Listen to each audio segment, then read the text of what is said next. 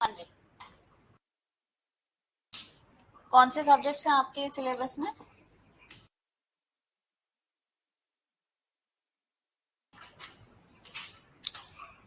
This stands for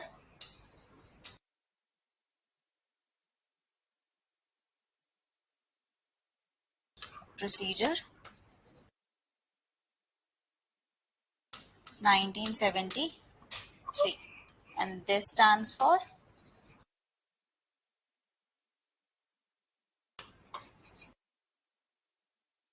भारतीय नागरिक सुरक्षा संहिता 2023।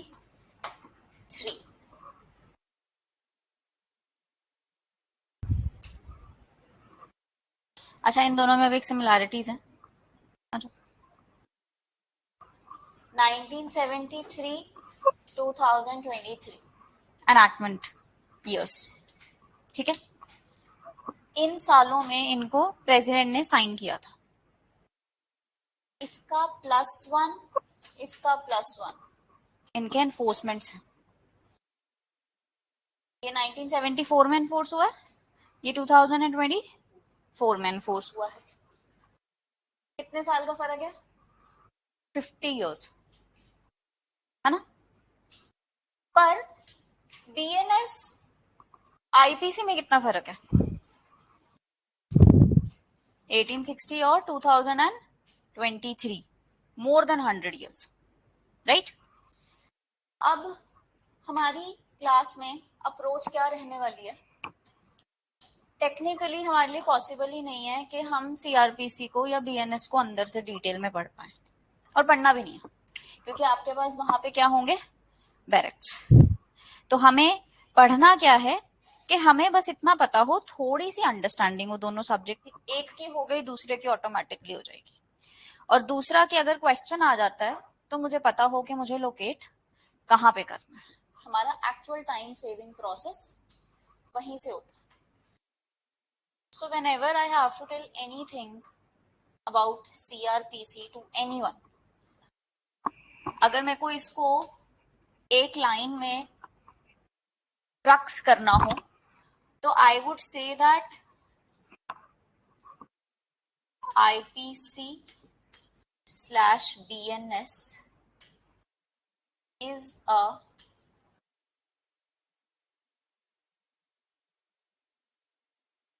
toothless tiger without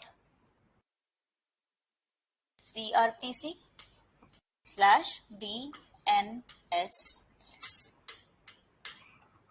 मेरे हिसाब से ये गोल्डन वर्ड्स हैं क्रिमिनल प्रोसीजर के। रीजन बीइंग, आईपीसी या बीएनएस आपको ये तो बता देता है कि कितनी सजा, किसकी सजा और कैसे देनी है, मतलब कौन से ऑफेंस की देनी है। पर कैसे देनी है, कैसे एविडेंस कलेक्ट करने हैं, किसके पास लेके जाने हैं, किसके पास कितनी पावर्स होगी, जजेस कौन होंगे, एग्जीक्यूटिव मैजिस्ट्रेट्स कौन होंगे, या कौन कितनी सजा दे सकता है, तो वो कौन बताता है? तो आज हम कोशिश करेंगे कि एक बार सीआरपीसी से फ्रेंडशिप कर लें आज के 1.5 घंटे में, ताकि आपको कल जब हम पूरा इसका इंडेक्स करेंगे तो इंटिमिडेटिंग ना लगे, ये ऊपर जा रहा है, ठीक। तो सबसे पहले कहते हैं कि सीआरपीसी टेक्निकली है क्या? एक ऐसा लेजिस्लेशन जो आईपीसी को एनफोर्स करने के लिए बनाया जा रहा है ना।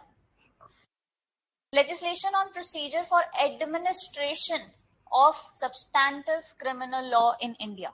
सब्सटैंटिव लॉ होता है जो आपके राइट्स पे जाता है, प्रोसीजर लॉ होता है कि उसको एनफोर्स कैसे करना, correct. Provides the machinery for investigation of crime, apprehension of suspected criminals. Suspects में और अक्यूज्ड में क्या फर्क है?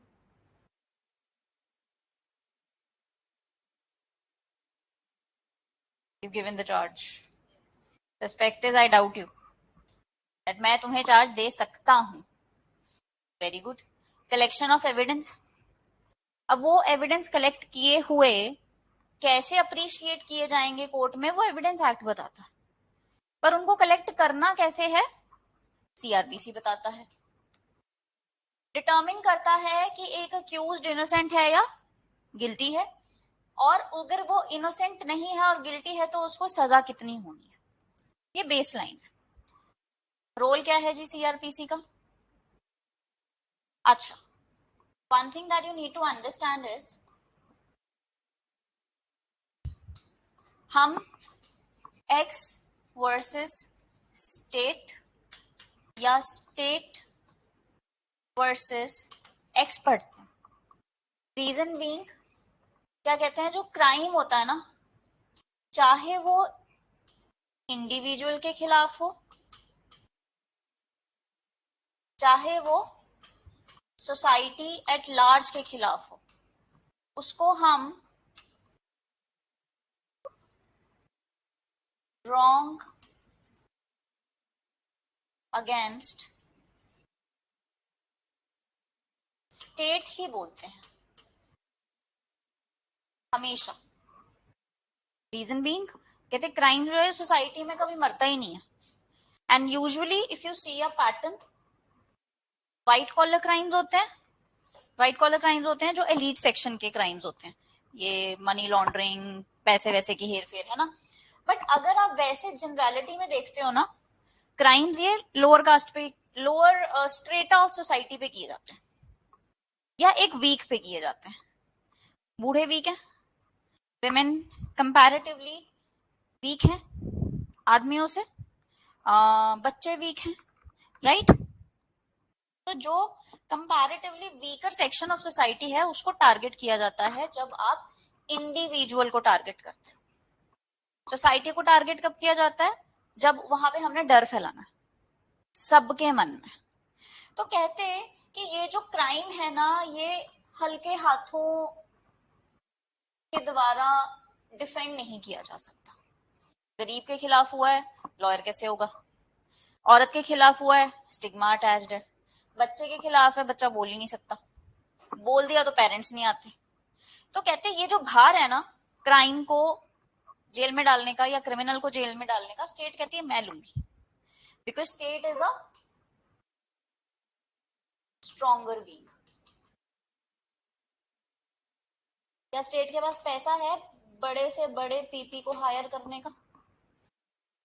कर सकती है। उसके साथ चाहे तुम राम जेठमलानी ले आओ, कपिल सिब्बल ले आओ, अपना जो मर्जी ले आओ, पर केस तो स्टेट ही लड़ेगी। तो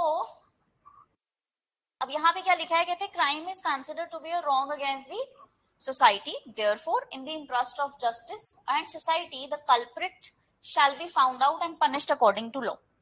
अब प्रोसीडिंग्स क्या है, अब ऑफ पर्पस के लिए है। और दूसरी चीज जो आपने ध्यान रखनी है कि इफ आपने वो देखी होगी ना लेडी ऑफ जस्टिस, वो जो पकड़ के खड़ी रहती है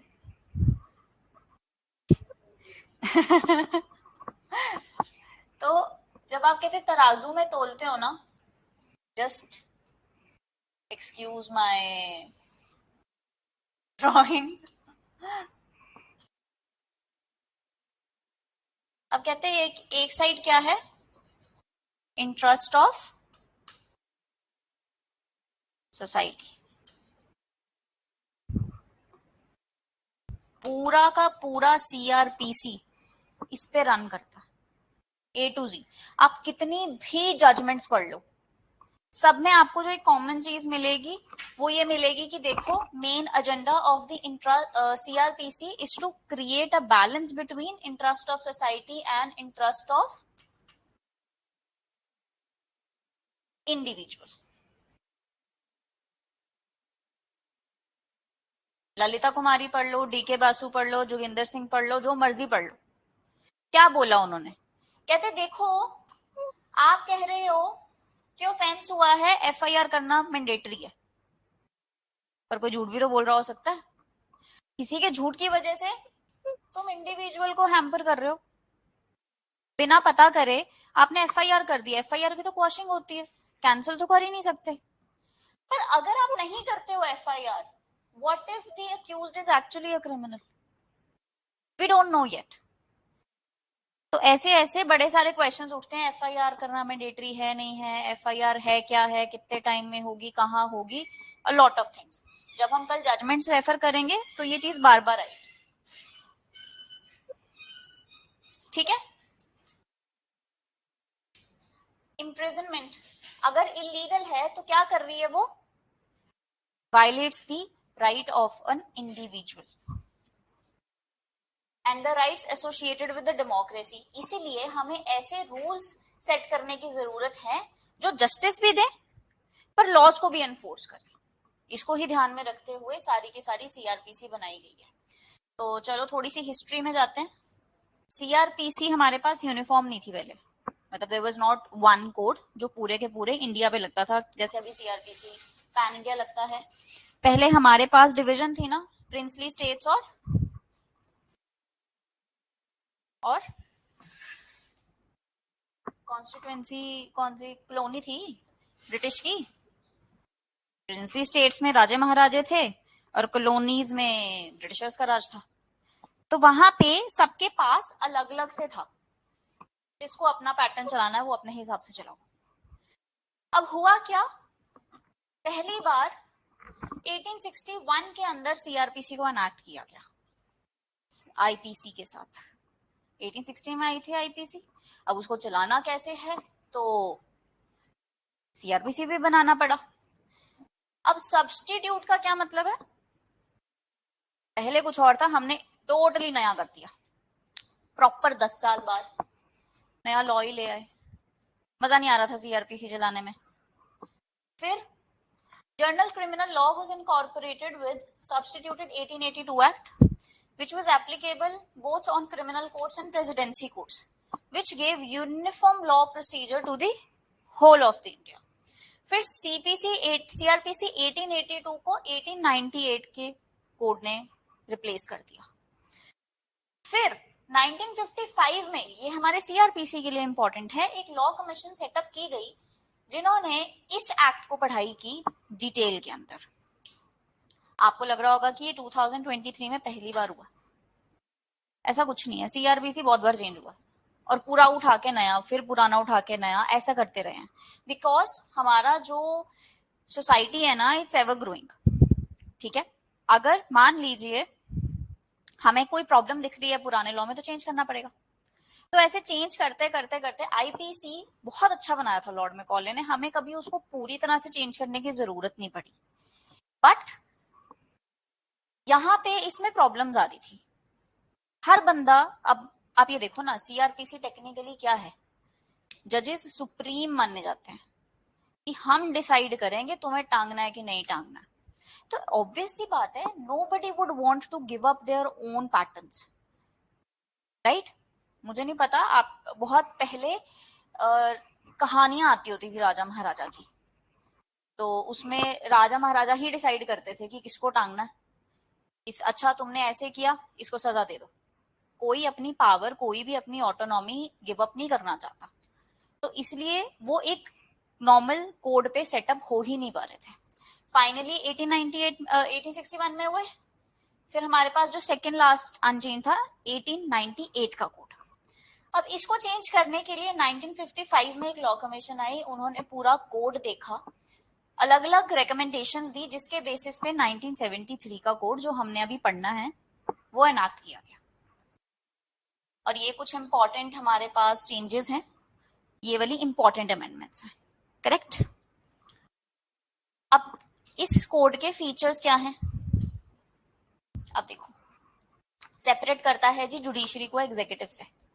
3 पिलर्स हैं हमारे पास सरकार के, एग्जीक्यूटिव, जुडिशरी और लेजिस्लेचर।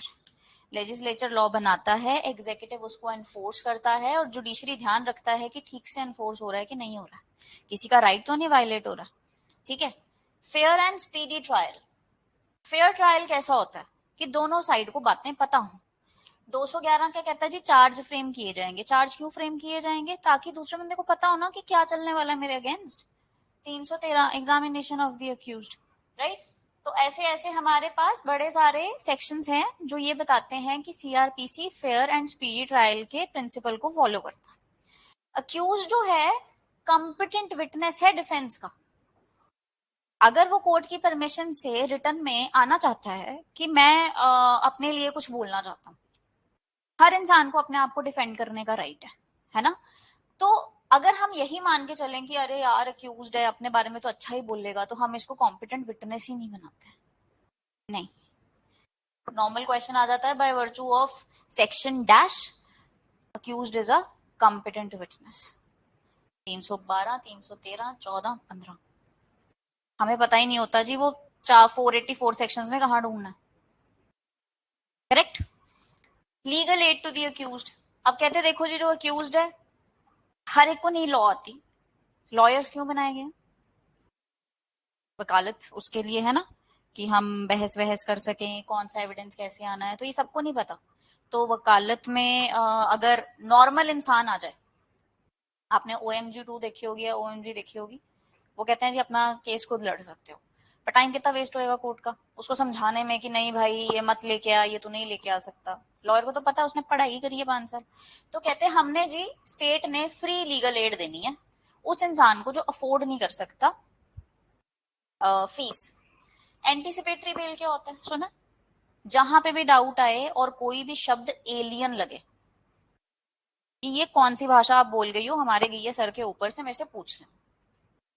बिकॉज मेरा छोटा सा एक चीज है कि I want you to understand every single word if you are sitting in my class. हाँ जी, एंटीसिपेटरी बेल क्या होता है?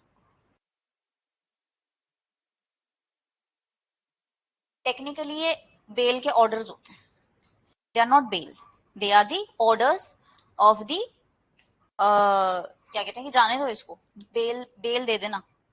जज ऑर्डर कर रहा है कि मैं बोल रही हूँ सर मुझे ऐसा लग रहा है कि मेरे खिलाफ कोई केस होने वाला है, उसमें भी जज देखता है कि क्यों लग रहा है तुम्हें, तुम कुछ करके आए होगे, तो वो उसको जस्टिफाई करना पड़ता है कि मेरे को क्यों लग रहा है और मेरी इसमें कोई गलती नहीं है sir.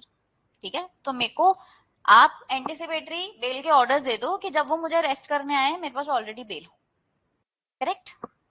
Abolition of a third class magistrate, हमारे पास judicial magistrate first class, judicial magistrate second class, पहले थर्ड क्लास भी होती थी, अब नहीं थी हमारे पास। फिर इन्होंने जब चेंज किया तो जुडिशियल मजिस्ट्रेट का सारा कंट्रोल किसको हैंड ओवर कर दिया? हाई कोर्ट्स को। जब आप JMIC बन जाएंगे तब आपकी A to Z रिपोर्टिंग, जो आपकी ACR बनती है एनुअल, वो हाई कोर्ट के पास जाती है। उसके ऊपर आपकी डिमोशन प्रमोशन आपको निकालना है रखना है क्या करना है, हाई कोर्ट डिसाइड करता है। करेक्ट। और एग्जीक्यूटिव मजिस्ट्रेट का किसको दे दिया? स्टेट को। तो PCS judicial is with high courts and PCS executive is with the state government, right. Set off of the period of detention undergone, very important, very likely to be asked because now as it has been changed in your BNS में इसका अलग कर दिया थोड़ा सा, तो और उसके ऊपर जजमेंट भी आई है कि हम इसको रेट्रोस्पेक्टिव पढ़ेंगे, बहुत हाई चांसेस है उसके पूछे जाने के। इसका मतलब क्या होता है देखो, कई बार क्या होता है ना कि ओके आप जब ट्रायल में जाते हो, कोई भी इंसान ट्रायल में जाता है तो कई बार चार्जेस बहुत सीरियस लगे होते हैं। अब जैसे ये अरविंद केजरीवाल वाला सीन था, है ना, हमें नहीं पता उसने किया है नहीं किया, अभी तक भी नहीं पता। चाहे आप शीना बोरा वाला केस देख लो, हमें अभी भी नहीं पता उसने किया है कि नहीं किया है, क्योंकि उसकी डेड बॉडी मिली नहीं बेटी की। The actus reus of death in culpable homicide or murder is very important to establish। आप कैसे करोगे establish कि एक इंसान मर चुका, डेड बॉडी नहीं मिली, सिविल डेथ ही देखेंगे अगर हो गई कभी, है ना। तो पॉइंट यहाँ पे ये उठा कि 10 साल ट्रायल चल रहा है, ट्रायल ही ट्रायल चल रहा है, और उसमें से आधे 6 साल तो वो जेल में ही रह लिया, और बाद में ट्रायल के बाद उसको कन्विक्शन हो गई अनदर 10 ईयर्स की। तो कोर्ट क्या कहता है कि ये जो 6 साल आपने काटे हैं इसको सेट ऑफ कर लो। 6 साल हम आपके काटे हुए मान के चलेंगे, बचे हुए 4 साल है, आप 4 साल रह लो अब जेल के अंदर, सेट ऑफ समझे। जूरी ट्रायल अबॉलिश्ड, ये आपका KM नानावती के केस से अबॉलिश किया गया था। KM नानावती का केस रुस्तम देखिए, रुस्तम वाला case was the KM Nanavati case. Jury का क्या सिस्टम होता था कि सोसाइटी के थोड़े रेप्यूटेड प्रूडेंट मेंबर्स को बिठाया जाता था उसमें कोर्ट के अंदर, और वो कहते थे कि आपने पहले जूरी को कन्विंस करना है, दोनों पार्टीज ने, उसके बाद जजेस देखेंगे क्या है क्या नहीं है। तो इस सीआरपीसी से वो जूरी ट्रायल भी खत्म कर दिया, बिकॉज उन्होंने बोला कि ये है तो नॉर्मल लोग ही, इमोशंस में बह जाते हैं। केएम नानावती में क्या बोला, नहीं जी देखो किसी की भी बीवी को कोई ऐसे करेगा तो फिर वो जान तो लेगा ही ना, पर लॉ की नजरों में क्या होता है, नहीं, दैट्स एंटायरली डिफरेंट। ठीक है, आप किसी की जान किसी भी हालत में नहीं ले सकते, तो जूरी ट्रायल को अबॉलिश कर दिया। अब ये प्रिंसिपल्स हैं ए टू जी, सीआरपीसी अभी भी इसके ऊपर रन करता है। अगर मान लो कई बार आपको ना थ्योरेटिकल क्वेश्चंस आ जाते हैं कि जी CrPC follows the rule of principle of natural justice, comment, तो आपको पूरे सीआरपीसी में जितने नेचुरल जस्टिस या फेयर एंड स्पीडी ट्रायल पे हैं आपको सारे मेंशन करने पड़ेंगे, जस्टिफाई करना पड़ता है। पर हमें क्या होता है कि जब हम अपने सेमेस्टर्स में भी पढ़ रहे होते हैं ना, हमें समझ नहीं आता नेचुरल जस्टिस होता क्या। नेचुरल जस्टिस क्या है जी, law of nature. Law of nature is what's the one law of nature you know? अरे प्रकृति के कुछ तो नियम होंगे, नहीं?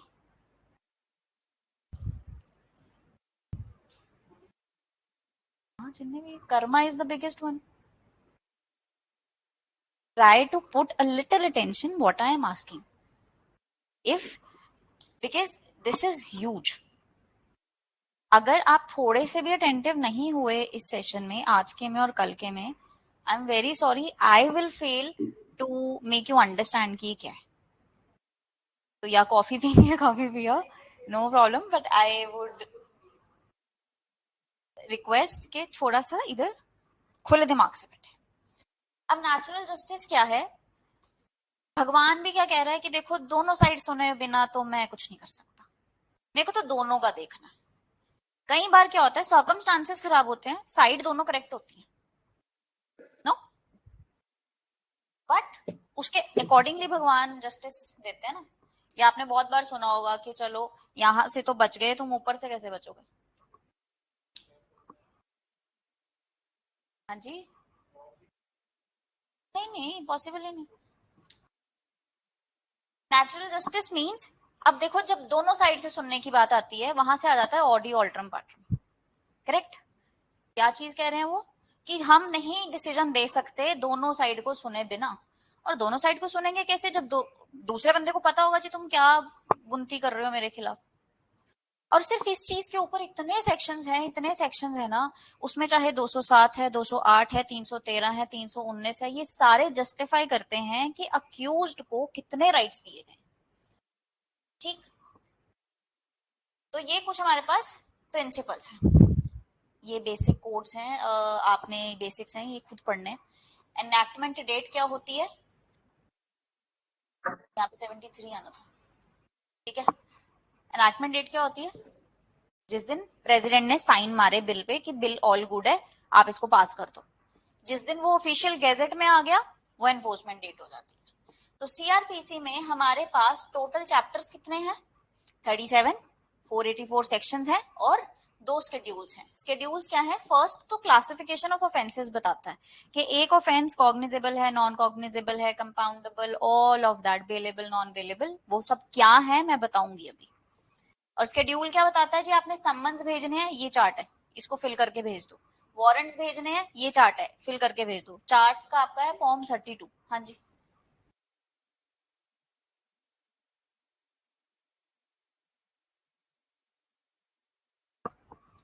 ठीक है। तो ये हमारे पास सेकंड शेड्यूल में फॉर्म्स दिए हुए हैं।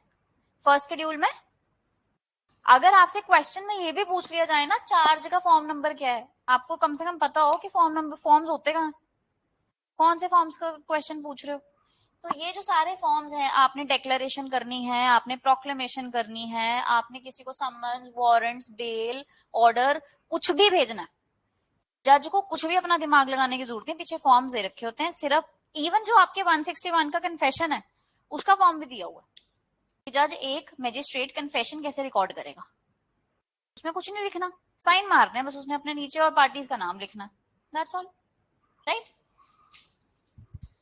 अब आ जाते हैं, हमने ऊपर देखा कि जुडिशरी हाई कोर्ट के अंदर है, एग्जीक्यूटिव सरकार के अंडर है, ठीक है। जुडिशियल ऑफिसर्स को सरकार कोई क्वेश्चन नहीं कर सकती। They always ask me that why did you not prepare for UPSC? I always had a very great answer, very boastful answer कि मैं एक IAS को अपने कोर्ट में सामंस भेज सकती हूँ, पर क्या एक IAS मुझे बुला सकता है अपने ऑफिस में? सवाल ही पैदा नहीं होता, बिल्कुल भी नहीं। चाहे IAS को बुलाने के लिए सैंक्शन चाहिए, जो चाहिए, पर बुला तो सकती हूँ ना, प्रोसीजर तो है ना। क्या IAS के पास कोई प्रोसीजर है JMIC को बुलाने का? ना। हमको रेगुलेट कौन करते हैं? High courts. इनको रेगुलेट कौन करते हैं? State governments. अब देखो, जो जुडिशियल मैजिस्ट्रेट का क्या मतलब है कि दो लोगों के बीच में प्रॉब्लम है, मेरे को डिसाइड करने का कौन सही कौन गलत, ठीक है। एक्चुअली में ट्रायल तो जज को हो रहा होता है, दोनों पार्टीज को तो पता ही होता है कौन सही है कौन गलत है, नहीं? Parties always know the truth. वो हम किसको पागल बना रही हैं? एक्चुअली में मिडल मंकी है कौन? जज है। पहले उसकी तरफ देखूंगी, हाँ तुम्हारी भी बात ठीक लग रही है, कोई ना ना ना सर रहता है एवं नहीं एवं ये मेरे को तो सबूत है, मैं हाँ यार थोड़ी भी गल सही लग रही है। सच तो मुझे ढूंढना है, दोनों पार्टीज को तो पता है, उनकी फैमिलीज को भी पता, सबको पता है सच, मुझे छोड़ के, ठीक। यहाँ पे क्या है, एग्जीक्यूटिव मैजिस्ट्रेट का कोई ही नहीं है, कहते तुम मेरी बला से लड़ो मरो जो मर्जी करो, पर पीस खराब मत करो। क्राइम तो हमेशा अंधेरे में होता है ना, छुपते छपीते दिन दिहाड़े तो चलो किसी की सनक गई तो सनक गई, वो अलग बात है, पर क्राइम, ये एग्जीक्यूटिव मैजिस्ट्रेट का क्या काम है कि उसको सिर्फ पीस मेंटेन करने का। इसकी बहुत बड़ी रेलेवेंस है। अगर आप सोच रहे हो कि this is very irrelevant, this is going to solve probably और 12 चैप्टर्स के authorities. I tell you how. Functions क्या है? एप्रिसिएशन ऑफ एविडेंस, एविडेंस कैसे कितनी वेटेज किसको देनी है, फिर उसके बाद फॉर्मुलेशन, अपना डिसीजन बनाना है, और detention in custody, pending investigation, inquiry और ट्रायल, ये स्टेजेस हैं। इनका क्या काम है? एडमिनिस्ट्रेटिव और एग्जीक्यूटिव काम है इनका सारा का सारा, ठीक है।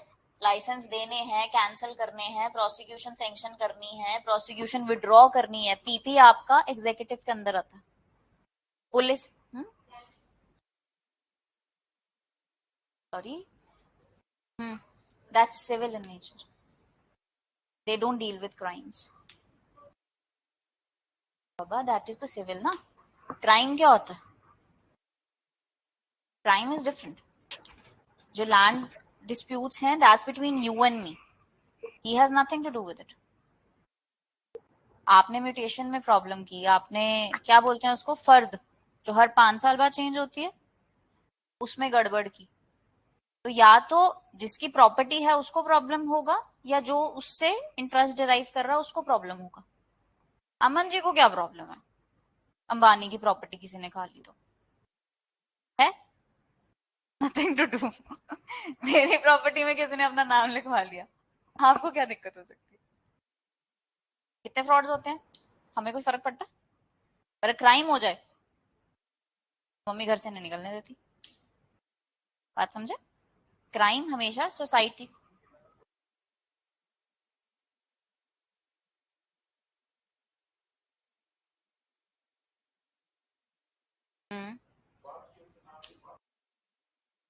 That's what you think. Land dispute किस टाइप का?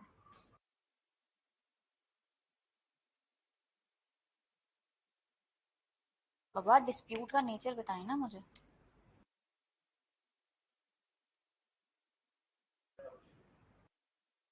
है,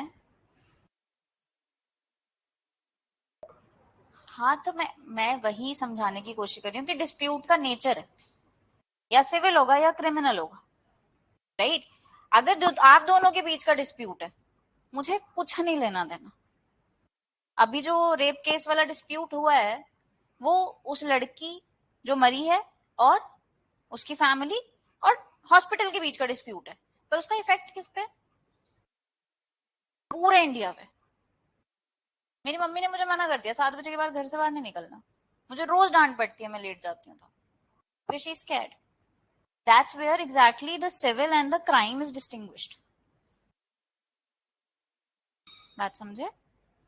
क्राइम हमेशा सोसाइटी के, यहाँ पे जो ये डिस्प्यूट है ना, इसको आप सिविल वाली साइड में ले लें। ना मेरी प्रॉपर्टी में गड़बड़ कर दी, इसमें क्या कहते हैं चेंज करके नाम किसी और का लिखवा दिया, इसमें तो जी पटवारी भी इन्वॉल्व था।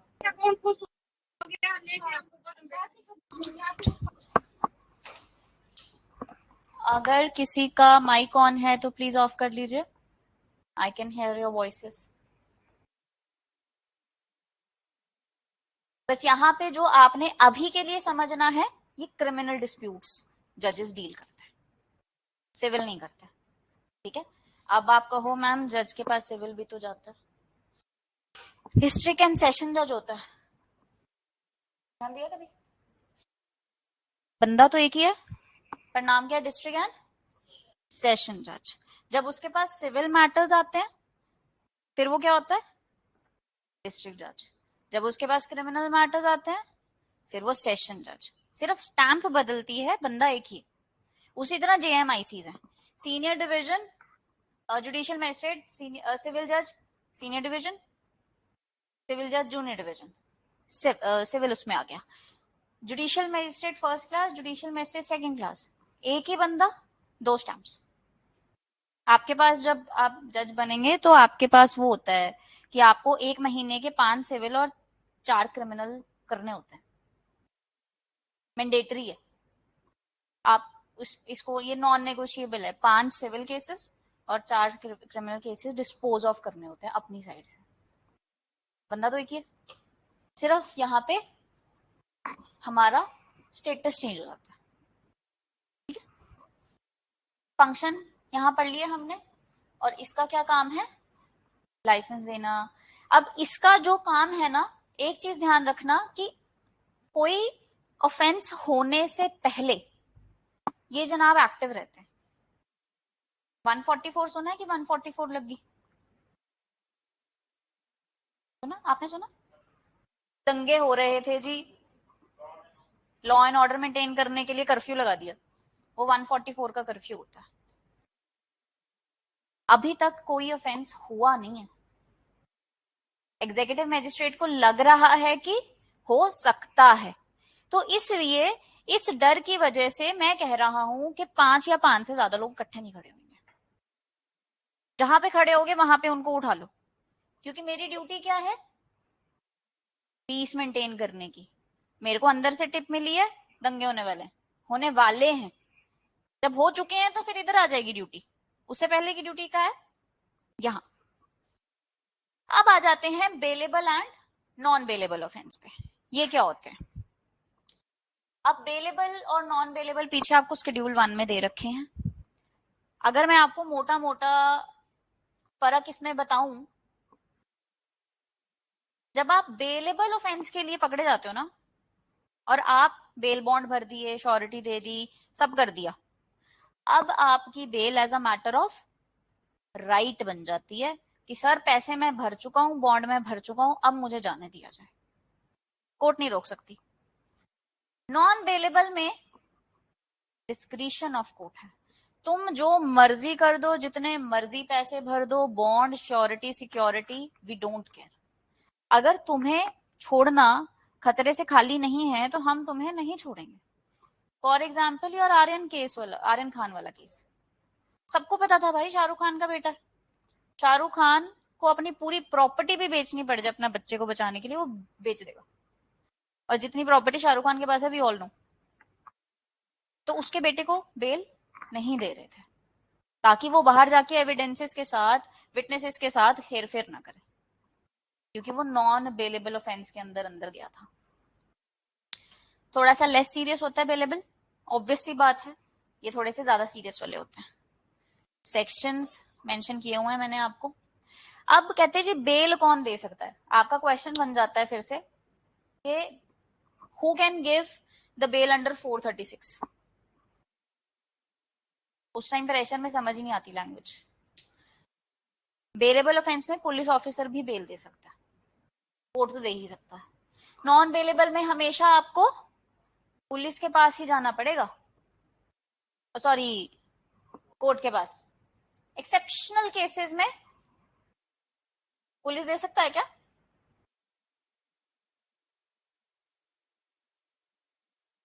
फोर 437 की क्लॉज 4 में कहते हैं आप रीजंस रिकॉर्ड करके दे सकते हो अगर आपको प्राइमा फेसाई लग रहा है कि देनी जरूरी है, पर आपके रीजंस रिकॉर्डेड होने चाहिए। Examples stalking, cheating, criminal misappropriation of property, ये सारे क्या हैं, ये बेलेबल नेचर के हैं और ये नॉन बेलेबल नेचर के हैं। Criminal breach of trust, theft नहीं आएगा इसमें। Rape, murder and culpable homicide. Landmark judgement can be asked. This will not be in your barracks, this you have to memorise. इतना मेमोराइज एटलीस्ट कि अगर मान लो ये पूछ लिया ना ये जजमेंट है तो ये रिलेट किससे करती है, सिर्फ इतना पूछेंगे। अगर आपको सिर्फ रिलेशन भी याद है कि अच्छा रसिक लाल कहीं बेलेबल नॉन बेलेबल से डील कर रही है या बेल से डील कर रही है, तो आप अपना आंसर दे पाओगे। इसमें क्या बोला इन्होंने, supreme court held that the right under 436 is an absolute and indefeasible. ये मेरा मैटर ऑफ राइट है। जहां पे बंदे ने पैसे भर दिए बॉन्ड के, पर्सनल बॉन्ड्स भर दिए। पर्सनल बॉन्ड क्या होता है कि प्लीज मेरे को छोड़ दो, आई अश्योर यू कि जब आप मुझे बुलाओगे, जितनी बार बुलाओगे, जितनी डेट पे बुलाओगे, मैं अपीयर हो जाऊंगा। Correct? So point is this is your indefeasible right, right? Whereas यहां पे इन्होंने क्या बोला, supreme court held the jurisdiction is discretionary. Discretionary is what, मेरी मर्जी है। जज को लग रहा है तुम्हें नहीं छोड़ना चाहिए, जो मर्जी सिफारिश, डजंट मैटर। क्या क्या ग्राउंड्स होते हैं ना छोड़ने के, I will let you know. Bailable non bailable समझ में आया? मैजिस्ट्रेट, जुडिशियल और एग्जीक्यूटिव समझ में आया? अब आ जाते हैं कॉग्निजेबल और नॉन कॉग्निजेबल ऑफेंसेस के ऊपर। कॉग्निजेबल मतलब जिसकी कॉग्निजेंस ली जा सकती है। कॉग्निजेंस मतलब application of your judicial mind या application of your official mind. Police वाला बैठा सोच रहा है, ठीक है, सोच रहा हूं इसको उठा ही लेता हूं कल, आराम से अपना कोई ड्यूटी नहीं कर रहा, कुछ नहीं कर रहा, क्या वो कॉग्निजेबल ऑफेंस, कॉग्निजेबल सॉरी अपना ऑफिशियल माइंड लगा रहा है? आप जज बन गए, मैंने आपको बताया अमन जी देखना मेरे साथ ना ये मैटर हुआ, आप क्या सजेस्ट करते हो इसमें? आप कहोगे मैम ऐसे ऐसे चले जाना, यहाँ से डॉक्यूमेंट्स कलेक्ट कर लेना और कोई दिक्कत हो तो मुझे बता देना। क्या आपने अपना जुडिशियल माइंड लगाया? हम्म? आप मेरी मदद in a capacity of a friend कर रहे हैं, नॉट एज अ जज। करेक्ट? मान लो कल को मेरा केस लगी, आपके पास गया, अब मैं देख रही हूँ सम्मन्स भेजने हैं नहीं भेजने हैं, वारंट्स इशू करूं कि सम्मन्स इशू कर दूं कि दोनों इकट्ठे इशू कर दूं। अब एक जज अपना ऑफिशियल माइंड बैठ के लगाना शुरू हो चुका है। बात समझे? कॉग्निजेंस का क्या मतलब है? The application of the official brains by police officer. By police officer का सबसे ऑफिशियल काम, सबसे बड़ा होता है अरेस्ट करना, है ना? और क्या करता है पुलिस वाला मार्केटाई के सिवा? बहुत कुटते हैं यार, बहुत ज्यादा कुटते हैं। हाँ हाँ, इन्वेस्टिगेशन ही कुटते हैं, हिसाब ही नहीं कोई। मतलब जितने पुलिस वाले बैकग्राउंड के लोगों को I know, they are like यार आधे से ज्यादा तो ना लोग बेचारे बिन बात के पिटे होते हैं, और वो यही बोल रहे होते हैं कि सर ऐसे कुछ कितने, कहते हैं यार पता है तूने कुछ किया नहीं था, पर फिर हमें कैसे पता, जब तक 5-7 थप्पड़ नहीं लगाएंगे, तू 20-25 थप्पड़ के बाद भी बोल रहा है मैंने कुछ नहीं किया, तब हमें कन्विंसिंग होती है कि हाँ यार इतना पिटने के बाद भी तो कोई झूठ नहीं बोल रहा हो सकता। तो पिटते तो सारे हैं पुलिस वाले, they are brutal, they are ruthless. ठीक है? अब पुलिस वाले के सामने एक ऑफेंस हुआ है। ऑफेंस दो तरह के होते हैं, एक में मुझे वारंट्स चाहिए, एक में मुझे वारंट्स नहीं चाहिए। कॉग्निजेबल में मुझे वारंट्स नहीं चाहिए, नॉन कॉग्निजेबल में मुझे वारंट्स चाहिए। एम आई राइट? हमें जनरली ये पढ़ाया जाता है कि ये थोड़ा ज्यादा सीरियस नेचर का है, ये सीरियस नेचर का नहीं होता है। अगर आप आईपीसी में एफरे का ऑफेंस देखते हो, 1 महीने की सजा, पर वो कॉग्निजेबल नेचर का। मेरे हिसाब से मेरी अप्रोच इसको पढ़ने की क्या थी कि कॉग्निजेबल ऑफेंस की डेफिनेशन वहीं तक खत्म हो जाती है कि वो ऑफेंसेस जहां पे मुझे वारंट की जरूरत नहीं, नथिंग मोर देन दैट। जिसमें मुझे वारंट की जरूरत है वो नॉन कॉग्निजेबल, जिसमें मुझे वारंट की जरूरत नहीं है वो कॉग्निजेबल। क्यों? ये ऐसे नेचर के ऑफेंसेस हैं जहां पे पुलिस वाले को इमीडिएटली एक्ट करने की जरूरत है। Imagine your self in the position of a police officer. मेरे सामने दो लोग लड़ रहे हैं, एफरे होता है जब दो लोग दंगा कर रहे होते हैं पब्लिक प्लेस पे। मेरे सामने दो लोग लड़ रहे हैं और मैं पुलिस वाला हूं। मैं कहूंगी हाय हाय, अभी तक तो ये नॉन कॉग्निजेबल कर रहे हैं, चलो एक काम करती हूँ वारंट्स लेके आती हूँ। बाय द टाइम मैं वारंट्स लेके आई, ए बी को मार चुका है। अब मैं बी को ढूंढूंगी क्योंकि अब उसने कॉग्निजेबल ऑफेंस कर दिया। नॉट फेयर इनफ है ना? पुलिस वाले को तो इमीडिएटली एक्ट करने की जरूरत है।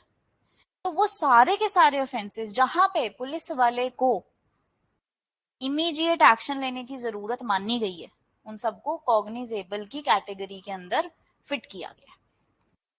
आप चाहे पूरे आईपीसी का कोई भी ऑफेंस उठा लेना, सारे ऐसे हैं। कुछ सीरियस ऑफेंसेस भी ऐसे हैं जो नॉन कॉग्निजेबल में डाले गए कि इसके लिए तो आपको प्रीलिमिनरी इंक्वायरी चाहिए।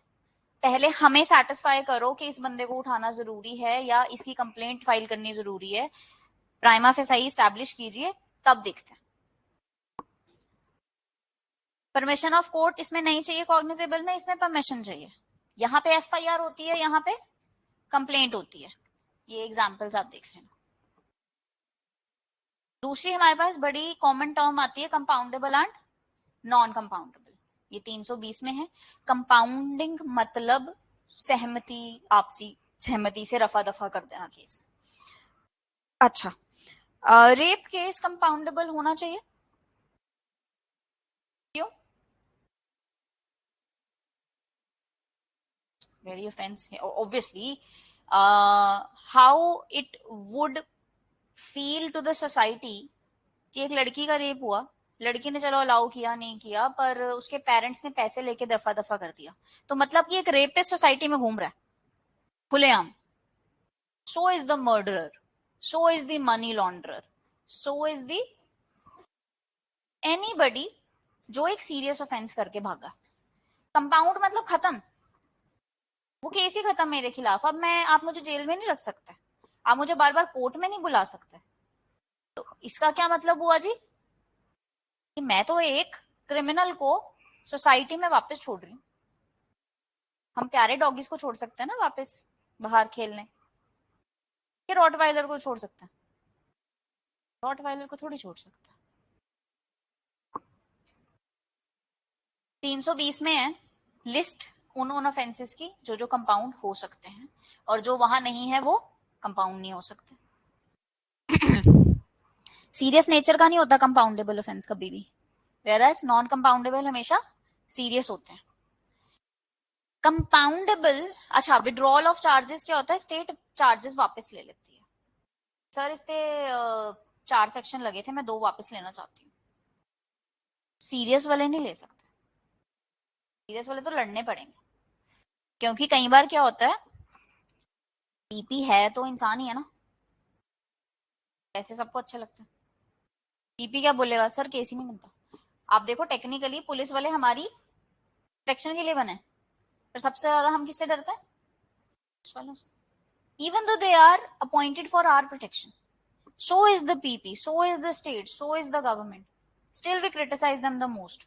तो वो कहते हैं कि जो ये कंपाउंडेबल ऑफेंस है ना, उसके अगर चार्जेस आपने विड्रॉ करने हैं, आप कर सकते हो, आपको कोई कोर्ट की परमिशन की जरूरत नहीं है, और जो बंदा है उसको अक्विटल मिल जाएगा, हम जाने देंगे अक्यूज्ड को।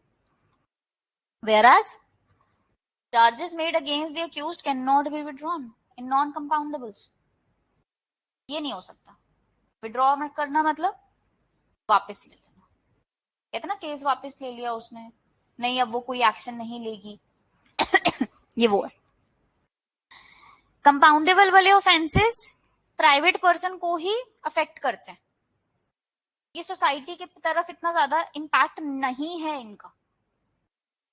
वेयरएज नॉन कंपाउंडेबल वाले चाहे प्राइवेट को करें चाहे सोसाइटी को करें, इफेक्ट इनका सोसाइटी पे अच्छा खासा पड़ता है, बहुत अच्छा।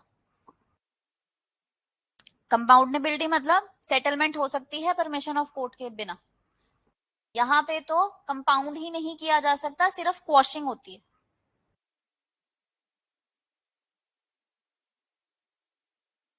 अब आ जाए एफआईआर एंड कंप्लेंट में। ओके, पिंक मूवी देखिए, आपने देखी? स्टार्ट करिए। अच्छा, पुलिस स्टेशन में ना 2 रजिस्टर्स होते हैं, डीडीआर होता है और एक एफआईआर होता है। एफआईआर क्या होता है कि कोई कॉग्निजेबल ऑफेंस की मेरे पास इंफॉर्मेशन आई, मेरे को एफआईआर के रजिस्टर में भी डालनी है और डीडीआर में भी डालनी है, क्योंकि डीडीआर तो मेरी डेली डायरी रिपोर्ट है। मैं क्या लिखूंगी उसमें कि फलाना बंदा आया था, उसने इस कॉग्निजेबल ऑफेंस की मेरे को इन्फॉर्मेशन दी और वो इसका क्रक्स है। तो जब हम ये चीज दोनों इकट्ठे डाल रहे हैं तो टाइमिंग्स और डेट और सब सेम होना चाहिए, कि मैंने ये एंट्री इस टाइम पे डाली है, मैं इतने टाइम पे गया, इतने टाइम पे आया, इसकी आज छुट्टी थी, इतने लोग आज आए थे, इतने नहीं आए थे, उस पुलिस स्टेशन में एवरीडे बेसिस पे क्या हुआ है वो डीडीआर में डलता है। कोई कंप्लेंट लेके आया जो कि अभी हमारे पास कोई पुख्ता सबूत नहीं है कि कॉग्निजेबल हुआ है नहीं हुआ है, वो हम डीडीआर में लिख लेते हैं। एफआईआर में सिर्फ कॉग्निजेबल ऑफेंसेस जाते हैं। कॉग्निजेबल क्या थे? ऐसे ऑफेंसेस जिनको उसको अरेस्ट करने के लिए हमें वारंट्स नहीं चाहिए। अब एफआईआर कहते पूरे आईपी सीआरपीसी में एफआईआर 207 को छोड़ के कहीं मेंशन्ड नहीं है। 207 में भी कहाँ है अभी डिस्कस करेंगे कल जब हम इसका डायरेक्ट का इंडेक्स देखेंगे। एफआईआर कहीं डिफाइंड नहीं है, पर इसका फुल नेम क्या है? First information report. ये 207 से पता लगता है। 154 में तो सिर्फ इतना लिखा है कि अगर आपके पास एक कॉग्निजेबल ऑफेंस की इंफॉर्मेशन आती है तो आपको क्या करना है, उसको लिखना है, लिखा हुआ आया है तो साइन करवाना है। एफआईआर तो कहीं नहीं लिखा है। व्हेयरएज कंप्लेंट क्या है? 2D में डिफाइंड है, ये सिर्फ मजिस्ट्रेट को जाती है, कॉग्निजेबल नॉन कॉग्निजेबल दोनों की जाती है, ठीक है। और कैसे जाती है, इसके सारे इंग्रेडिएंट्स इंपॉर्टेंट कैसे हैं जी? जैसे मैंने कहा अमन इज माय फ्रेंड, ओके, अमन जज बन जाते हैं। मैंने इनको बोला अमन जी देखना ऐसा ऐसा हुआ है, अब क्या करना चाहिए मुझे, क्या मैं चाहती हूँ कि अमन कोई एक्शन ले उसके ऊपर? नहीं ना, मैं आपसे क्या एक फ्रेंडली एडवाइस मांग रही हूँ। I am not complaining you with a view of his to take an action under the code. मैं आपसे कुछ एक्सपेक्ट ही नहीं कर रही हूँ कि आप कोई एक्शन लो, मैं तो एक एडवाइस मांग रही हूँ। पर कहते कि जब आप क्या कर रहे हो, आप कोई एलिगेशन लगा रहे हो ओरली या राइटिंग में मैजिस्ट्रेट को, विद एन एक्सपेक्टेशन कि वो मैजिस्ट्रेट उस कोर्ट के अंदर कोई एक्शन ले, समन्स इशू कर, वारंट्स इशू कर, कुछ तो कर, ठीक। दैट सम पर्सन, चाहे वो नोन है चाहे अननोन है, उसने एक ऑफेंस किया जी मेरे खिलाफ, और इसके अंदर पुलिस रिपोर्ट नहीं आती, ये ध्यान रखना है।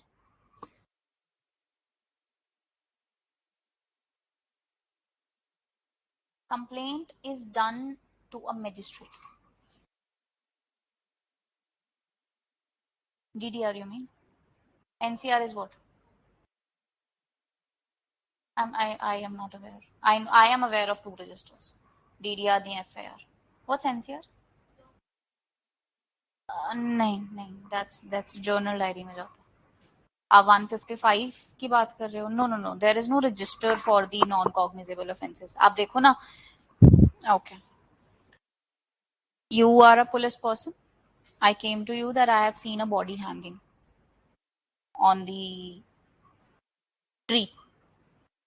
हैंगिंग से क्या मानते हैं? सुसाइड। सुसाइड तो कोई ऑफेंस ही नहीं है, यूडी जाती है।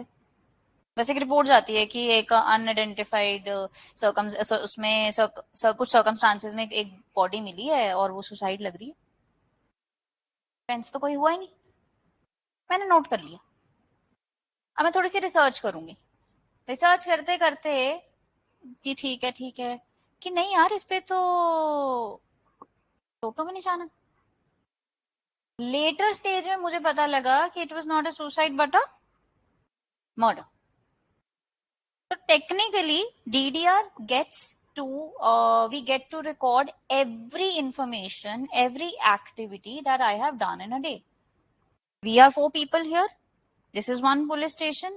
You came here at what time? You'll record that I came at this time. This is what have I done. I went for this फलाना case and ये वहां पे मेरी आज क्या कहते हैं डिस्कवरी हुई है। Reason being to put the police accountable to the state कि तुमने करा क्या। हर बार पूछते हैं ना इस केस में क्या है, इस केस में हमें क्राइम पेट्रोल में बस ये दिखता है कि एक केस पे लगे होते हैं, एक केस पे नहीं लगे होते पुलिस वाले, वो सब केस पे इकट्ठे लगे होते हैं। तो there is no I am not aware, I can be wrong. रुक्का is when you give a written आए ਉਹਨੇ ਕਿਹਾ ਹਾਂਜੀ ਦੱਸੋ ਕੀ ਹੋਇਆ, ਤੁਸੀਂ ਰਫ ਚ ਨੋਟ ਕਰ ਲਿਆ। ਉਹ ਜਿਹੜਾ ਰਫ ਚ ਨੋਟ ਕੀਤਾ ਹੋਇਆ ਤੁਹਾਡਾ ਕੰਪਲੇਂਟ ਹੈ ਨਾ, that's what we call ਰੁੱਕਾ। that's no official, nowhere mentioned in CRPC। Rukka is different। occurrence report, occurrence report is that a judicial officer को जो जाती है कि आपके इलाका में ये अकर हो चुका है, 24 घंटे में बताना होता है उनको। No no no no, he should be aware. अगर कोई भी ऑफेंस हुआ है कॉग्निजेबल तो पुलिस ऑफिसर जुडिशियल मजिस्ट्रेट को पता होता है। 158 में अकरेंस रिपोर्ट जाती है कि सीनियर को, फिर सीनियर आगे जेएमआईसी को बताता है। 58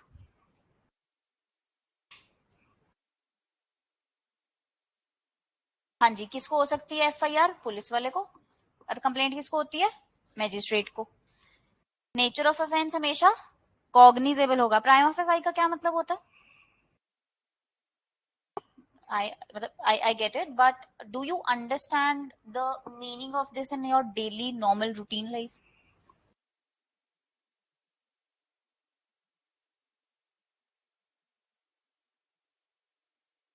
How would you देखन तो ही पता लग रहा है जी। अभी ऐसी जज कर लिया। एक लड़की आई, sir please write my report, this XYZ person has raped me in the morning, this. आपको प्राइम ऑफिस आई क्या लग रहा है?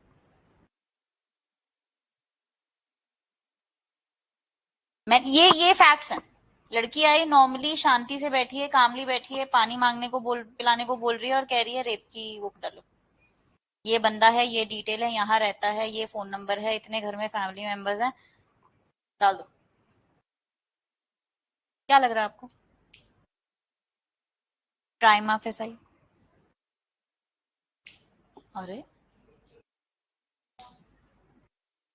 will you be doubtful? No, but a girl came crying, sobbing, drenched in sweat, cut from here, cut from many, बाल इधर उधर हो रखे हैं और वो बोल ही नहीं पा रही। बस एक चीज बोल रही है कि बचा लो मुझे, बचा लो, दैट्स ऑल। प्राइम ऑफिस आई क्या लग रहा है? इन रेविश्ड। कुछ तो गलत हुआ है। और लड़की के साथ क्या गलत होता है वी ऑल नो। अभी देखो ना, एक में उसने बिल्कुल एक्सप्लिसिटली आपको इन्फॉर्मेशन दी, पर हम फिर भी प्राइम ऑफिस आई एस्टैब्लिश नहीं कर पा रहे हैं कि ना कुछ गड़बड़ है। इतनी कामली कैसे बोल रही है तू, और बोल रही है कि अकरेंस मॉर्निंग की है। Wait, let us do some preliminary inquiry about it. ठीक है, पर एक लड़की आके सिर्फ बचा लो बचा लो बचा लो बचा लो बोल रही है, उसने कोई ऑफेंस नहीं बताया, कुछ नहीं बताया। तुम्हें क्या लगेगा? कुछ तो सीरियस नेचर का हुआ है। आप उसको वुमेन ऑफिसर आराम से बिठाएगी, पूछेगी, क्योंकि हम प्राइम ऑफिस आई क्या एस्टैब्लिश कर पा रहे हैं कि एक कॉग्निजेबल ऑफेंस की अकरेंस हुई है इसके साथ। आप समझ में आया प्राइम ऑफिस आई? इन्वेस्टिगेशन, एफआईआर लॉन्च होती है तो पुलिस इन्वेस्टिगेशन स्टार्ट कर देता है। कंप्लेंट लॉन्च होती है तो जब तक कॉम्पिटेंट अथॉरिटी डायरेक्शंस नहीं देती तब तक पुलिस कुछ नहीं करती। Cognizance, no cognizance is taken up by magistrate जब तक एफआईआर नहीं आई है।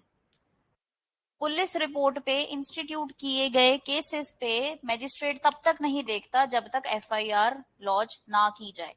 आप पूरे सीआरपीसी में उसमें जो चैप्टर आता है देखोगे कि बहुत एम्फेसिस दिया जाता है कि एफआईआर लॉन्च कीजिए, क्योंकि एफआईआर से ही तो criminal law into motion set होता है। ठीक, यहाँ पे मैजिस्ट्रेट ही कॉग्निजेंस ले लेता अपने आप ही कंप्लेंट केस में। एफआईआर का कोई फॉर्मेट नहीं है, आओ जैसे तैसे बताओ। दो होते हैं, या वर्बेटम होता है या रिकॉर्डिंग दी सब्सटेंस होता है। रिकॉर्डिंग दी सब्सटेंस क्या है, पूरी राम कथा बताइए, मैंने ब्रीफ में नोट कर लिया, ये हुआ है। वर्बेटम होता है वर्ड टू वर्ड, कि वो मेरे पास आया, उसने ये बोला फलाना ढमकाना, फिर मैं यहाँ गया, ए टू जी। ठीक, ये समझ में आया। सो हमने क्या क्या डिस्कस कर लिया, compoundable non compoundable, bailable non bailable, cognizable non cognizable, जज और मैजिस्ट्रेट का डिफरेंस। करेक्ट ये मैंने आपको बता दिया हुआ है ना। अब ये देखो, जो सीआरपीसी है ना, इट इज 37 चैप्टर्स। अब प्रॉब्लम ये होती है, इसमें से हम थोड़े से ऐसे आज डिस्कस करके जाएंगे ताकि आपको आइडिया हो जाए कि इतनी मुश्किल नहीं है। सारा का सारा प्रोसीजर है। अब करना क्या है कि क्रिमिनल लॉ दो तरह से मोशन में सेट होता है, या एफआईआर से या कंप्लेंट से। और कोशिश ये होती है जज की कि पुलिस इन्वेस्टिगेट करे। जज के पास और बथेरे काम है ना, या तो वो खुद से ही इन्वेस्टिगेशन शुरू कर लेगा, या मेजोरिटी केसेस में वो किसको बोलते हैं, पुलिस वालों को, क्योंकि पुलिस वाले ज्यादा इफेक्टिवली कर सकते हैं। या जो कंप्लेंट लेके आया है वो साथ में अपने विटनेसेस अपने सबूत वगैरह लेके आता है। तो क्या मेरे और आपके जैसे इंसान के लिए इन्वेस्टिगेशन ज्यादा फिजिबल है कि एक पुलिस वाले के लिए ज्यादा फिजिबल है? पुलिस वाले के लिए। आप जाओगे, आप कहोगे मुझे इस नंबर की डिटेल और लोकेशन चाहिए, वो कहेंगे परमिशन का, कोई केस है क्या है। जैसे कोई रेंडमली भी बोल देता ना, भी तेरे नंबर की तो डिटेल्स में कढ़ा लेनी है, एफआईआर के मैंने तो डिटेल्स निकलती नहीं। आप सिर्फ अपने फोन नंबर की डिटेल्स निकाल सकते हो, किसी के फोन नंबर की कोई डिटेल नहीं निकलती, किसी की कोई लोकेशन नहीं निकलती। वो आपसे मांगते हैं कि क्या क्रिमिनल केस इन्वॉल्व है, आप कहोगे नहीं, कहेंगे फिर भाग जाओ यहाँ से। पुलिस वालों से नहीं पूछते, तो इफेक्टिवली पुलिस इन्वेस्टिगेट कर पाती है। ठीक है, अब as we discussed in IPC, जब भी इंसान से पहली बार मिलते हैं वो हमें अपना नाम बताता है, अपना बेस बताता है, मैं कहाँ से आया हूँ, कहाँ कहाँ अप्लाई होता हूँ। कुछ कुछ बातें हैं जो मैं अभी आपको एक ही बार बताऊंगा, बार बार नहीं बताने वाला, तो उसका मतलब एक ही बार सुन लो।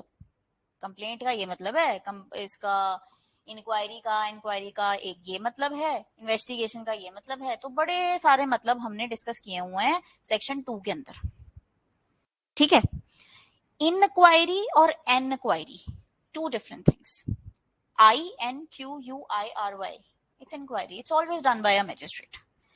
ENQUIRY, it's always done by a police officer. Enquiry, इन वाला इज पुलिस वाला इन्वेस्टिगेशन स्लैश एनक्वायरी करता है, और जो मैजिस्ट्रेट करता है वो इनक्वायरी होती है। आई, आई से इन्वेस्टिगेशन, आई से इंक्वायरी नहीं, इसमें लिखा हुआ है। अगर इनक्वायरी आ जाए आई वाला तो वो मैजिस्ट्रेट करता है, उसमें पुलिस वाले से कंफ्यूज मत होना। इन्वेस्टिगेशन करता है पुलिस वाला, समझ में आई। और इसमें ना रिसेंटली पास आउट बच्चे हमेशा कंफ्यूज होता है, उनको लगता है पुलिस वाला इंक्वायरी करता है, वो इंक्वायरी ले आई इस इंक्वायरी, नहीं नहीं नहीं, जज करता। ठीक, फिर उसने बोला कि देखो, अब ये जो सीआरपीसी में इतनी तुम्हें राम कथा सुनाने जा रहा हूं, लगानी कहाँ है, अप्लाई किस पे होनी है, कौन एनफोर्स करेगा, कोर्ट्स। चैप्टर 2 में क्या बताया हुआ है, कौन से कोर्ट्स होंगे। इसमें सुप्रीम कोर्ट और हाई कोर्ट नहीं है, क्योंकि वो कॉन्स्टिट्यूशनल कोर्ट्स हैं। बात समझे, सुप्रीम कोर्ट और हाई कोर्ट हायरार्की का पार्ट नहीं बनाए गए हैं। सबसे ऊपर कौन सी कोर्ट होती है डिस्ट्रिक्ट लेवल पे, सेशन जज। उसके नीचे assistant session judge. Additional is not subordinate to session judge, it's subordinate to high court. अगर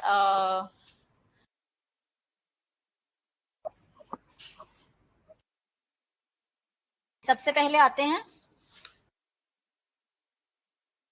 सेशन जज, फिर आते हैं असिस्टेंट सेशन जज, फिर आता है CJM, that's what you call chief judicial magistrate, फिर आता है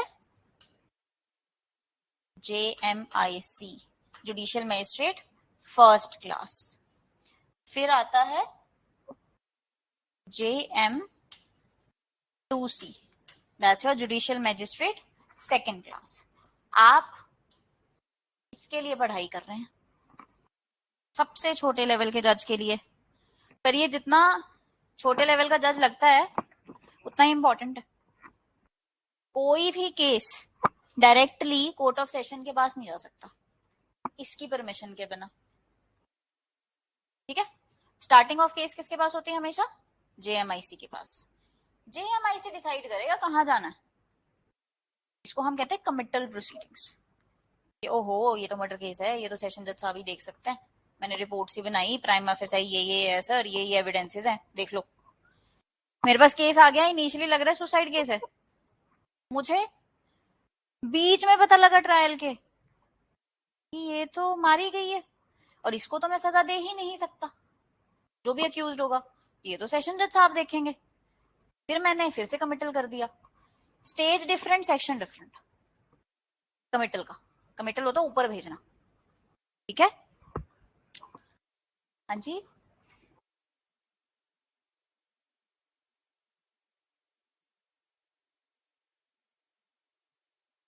making over is done by a senior जज। मेक ओवर अलग है, नहीं उतने नीचे कुछ है ही नहीं, अभी तो सिर्फ कमिटल ध्यान रखो। JMIC आप इसके लिए पढ़ाई करते हो, इसका इतना अब रोल ही नहीं है, ये बड़ी रिडंडेंट होगी ये पोस्ट, क्योंकि अपॉइंट भी नहीं होता, तो हमारे पास BNSS में खत्म भी करती।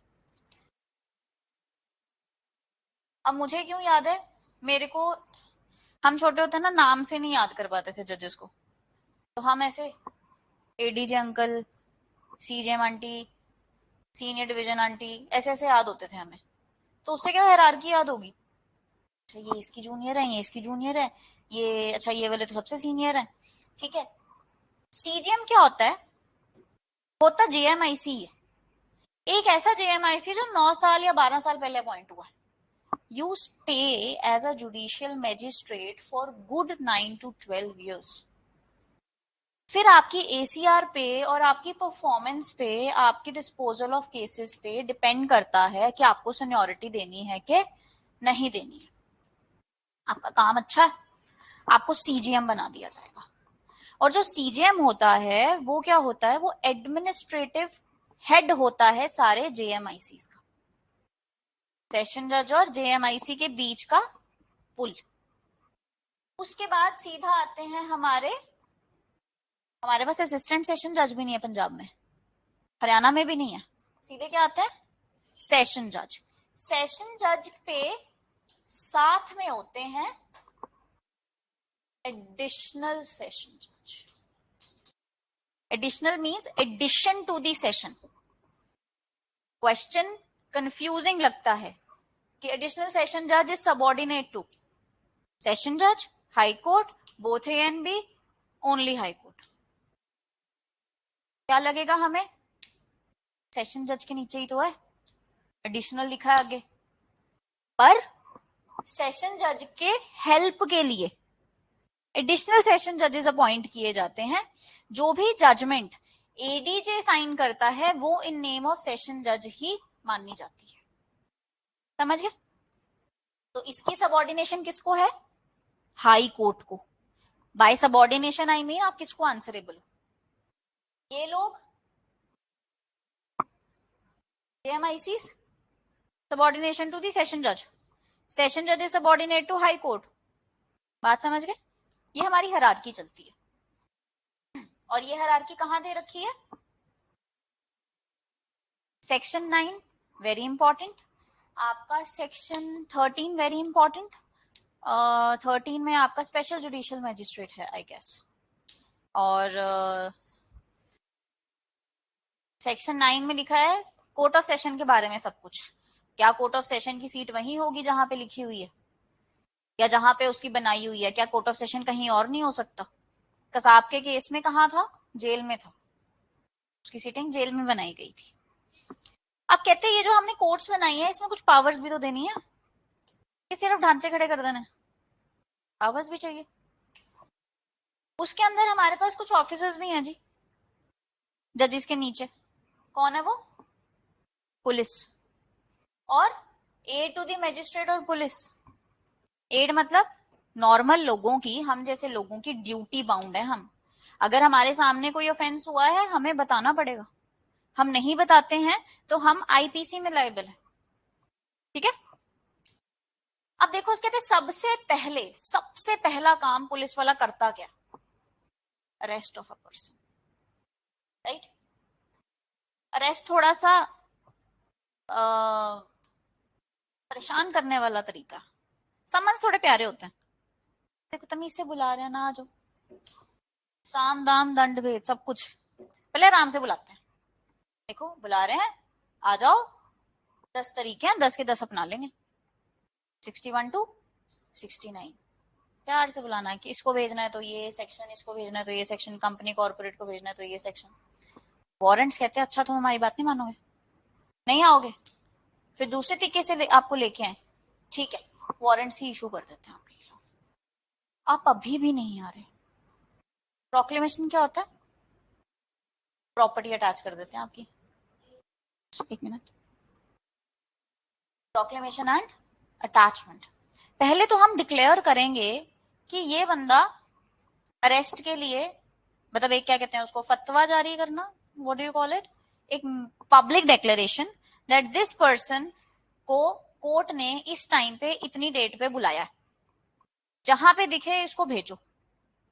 आप प्रोक्लेमेशन में दी गई डेट पे नहीं आए, आपको प्रोक्लेम्ड ऑफेंडर घोषित कर दिया जाता है, और साथ में आपकी प्रॉपर्टी अटैच कर दी जाती है। ठीक है कोई बात नहीं, मत आओ, प्रॉपर्टी तो आपकी हमारे ज्यूरिसडिक्शन में ही है, हम उसको अटैच कर देंगे। और अगर आप फिर भी नहीं आते हो तो कुछ कुछ ऐसी मिसलेनियस चीजें हैं जो पार्ट डी में लिखी हुई है। समझ में आया? पहले प्यार से बुलाएंगे, फिर गुस्से से बुलाएंगे, फिर जहां दिखेंगे कहीं वहीं से उठा लेंगे। प्रोक्लेम्ड ऑफेंडर पूरे इंडिया में कहीं पे भी दिख जाए, विजय माल्या वेस्ट, वहां पे क्या असम में मिल जाए ना, असम के पास राइट है कि उठा के उसको भेजो मुंबई। प्रोक्लेम्ड ऑफेंडर्स का ये होता सीन, ठीक है? चैप्टर 7 कहता है मुझे बंदा नहीं चाहिए, मुझे चीज चाहिए तुम्हारे से।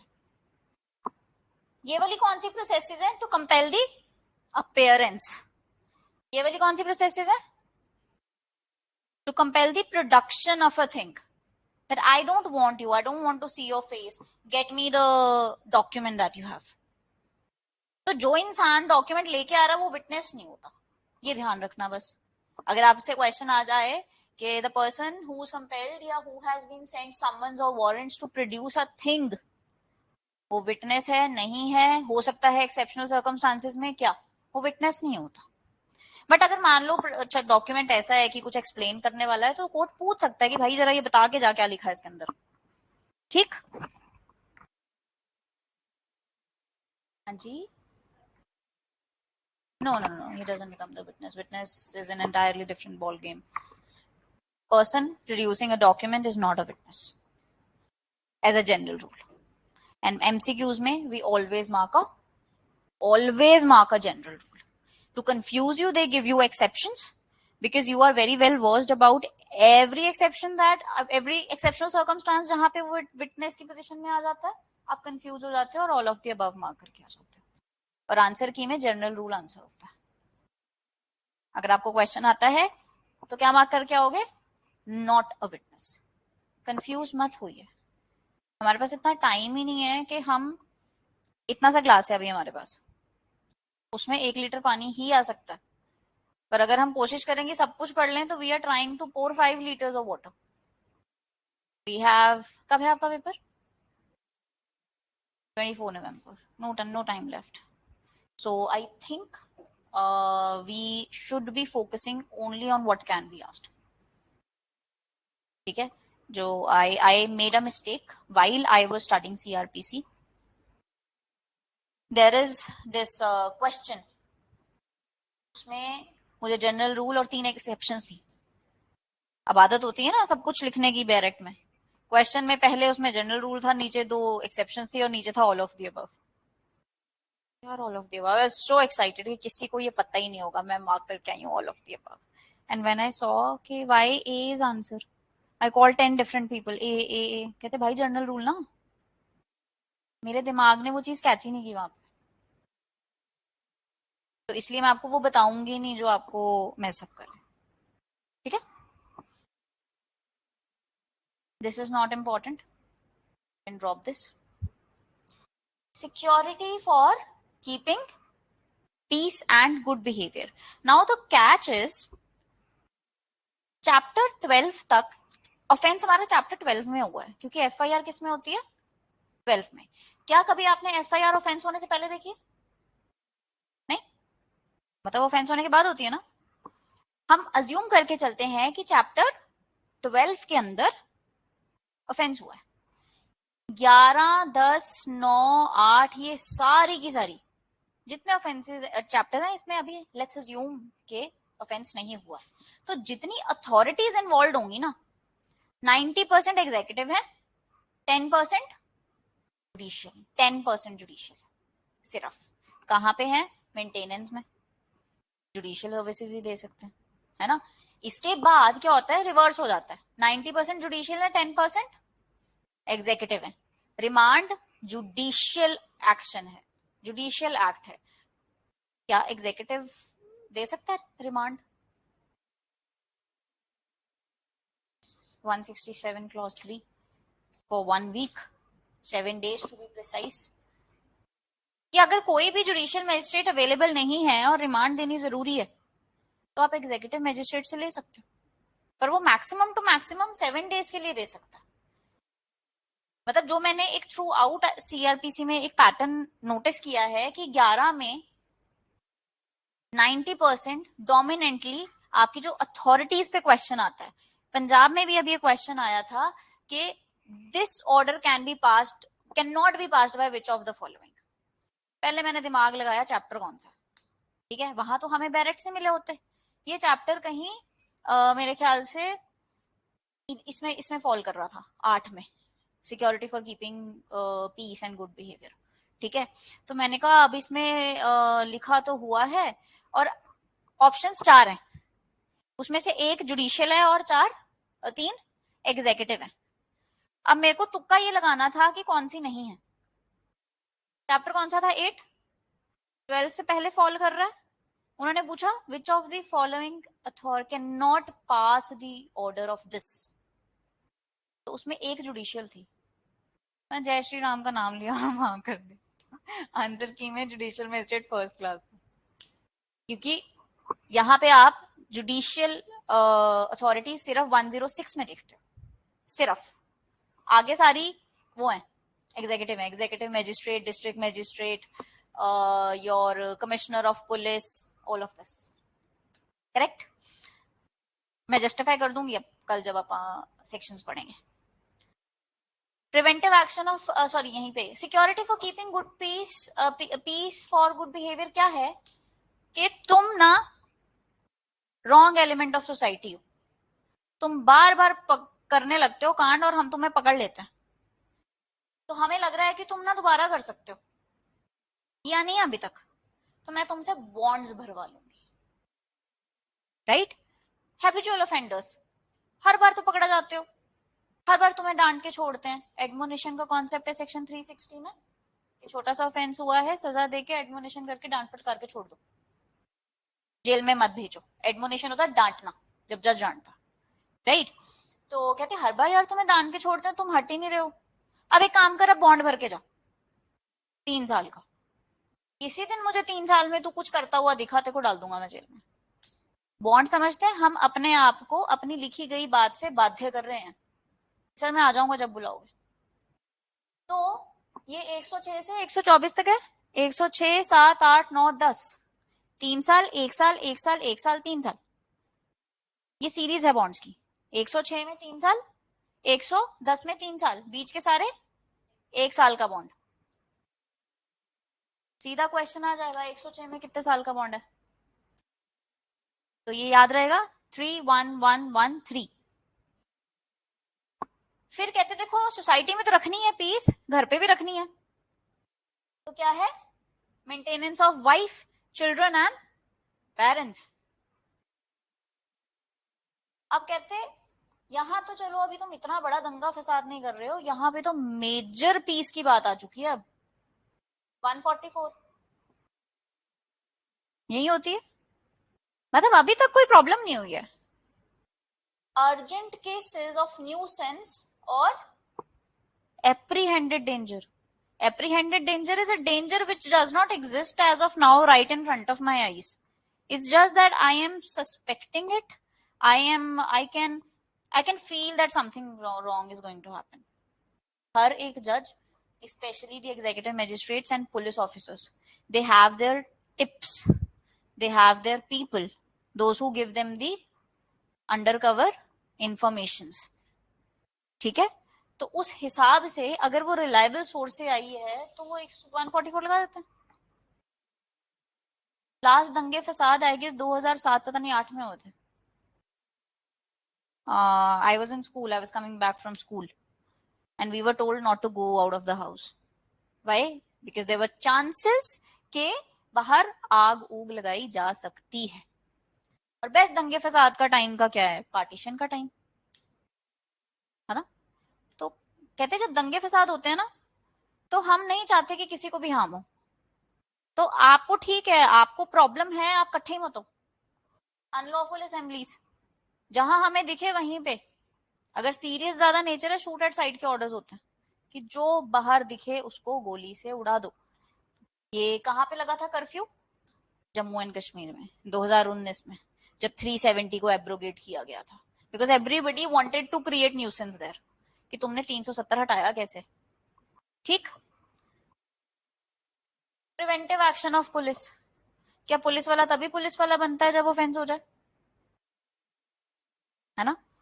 क्या भी रुक जाओ, भी सुपरमैन की आनी है मेरी। कुछ ऑफेंस होगा, मैं बैटमैन बन के आऊंगा, फिर देखता हूँ तुम्हें। दो लोग लड़ रहे हैं तो मैं रोकूंगी ना। मेरे को दिख रहा है कि एक मैं, अच्छा मैं कुछ लेने गई, मैं पुलिस ऑफिसर, मैं कुछ लेने गई और मैंने देखा एक इंसान जहर खरीद रहा है, और मुझे नॉलेज है कि ये जहर बिना अप्रोच के तो खरीदा ही नहीं जा सकता, और ये तो बहुत डेंजरस जहर है, तो ये किसके लिए खरीद ली, इसकी तो कोई मेडिसिनल प्रॉपर्टीज भी नहीं है। तो मेरे माइंड में क्या हुआ है, कोई ऑफेंस होने वाला है, ये कुछ करने वाला है, I'll keep an I on you. मैंने कोई बंदा छोड़ दिया उसके पीछे। वैसे तो स्टॉकिंग का केस बन जाएगा लड़की हुई तो, पर क्या मेरा एक्ट जस्टिफाइड बाय लॉ है? चाहे मेरे को लॉ ने अलाउ नहीं किया किसी का पीछा करना, पर मैं सस्पेक्टेड किस चीज की हूं कि एक ऑफेंस हो सकता है, तो मेरे पास यहाँ पे कुछ राइट्स दे रखे हैं एज अ पुलिस ऑफिसर जो मैं प्रिवेंट करने के लिए यूज कर सकती हूँ। और 12 में तो ऑफेंस हो ही गया, FIR lodged. So what's your work for tomorrow is to just to give a read with a very relaxed mind कि मुझे सिर्फ जानना है आज जो बातें डिस्कस हुई हैं क्या आकांक्षा मैम सही कह रही थी कि नहीं कह रही थी। और स्पेशली नॉन नेगोशिएबल्स जो हैं वो हैं 5 और 6, extremely extremely important. Then your ये 8, आपके 106 से 110, इसमें कौन दे सकता है ऑर्डर्स, कौन बॉन्ड्स भरवा सकता है और कितने टाइम का भरवा सकता है। ठीक है, इसमें आपको इसको भी पूरा रीड करना है। इसमें 133 आपके कंडीशनल ऑर्डर्स हैं, correct. So have to read who can pass what order, that's all. So आपके इंपॉर्टेंट थोड़े ध्यान से पढ़ने वाले 10, आपके 8 में 106 से 110। मेंटेनेंस वाला भी पढ़ लेना, इसमें से पूछते हैं क्वेश्चन, और नीचे मैंने इसकी लैंडमार्क जजमेंट्स भी इंक्लूड किए हैं, we will discuss it tomorrow. और इसके 91 और 92 में भी कुछ अथॉरिटीज दे रखी हैं, सीजीएम भी है, पुलिस वाले की भी कुछ अथॉरिटीज दे रखी हैं, वो थोड़ी सी पढ़नी है आपने। 6 और 5 तो नॉन नेगोशिएबल है, और सेक्शन 2 डेफिनेशंस, तो ये थोड़ा सा आप पढ़ के आना, कोई डाउट हो मेरे से पूछना, and tomorrow we will wind up the whole CrPC and along with that BNSS and some important judgments also. ठीक है, कुछ दिमाग में घुसा? You can be very honest. If you don't tell me, I will not be able to take up another approach. आया? ऐसा तो नहीं कि बाउंसर गया? ठीक है, चलो, let's meet tomorrow at the same time.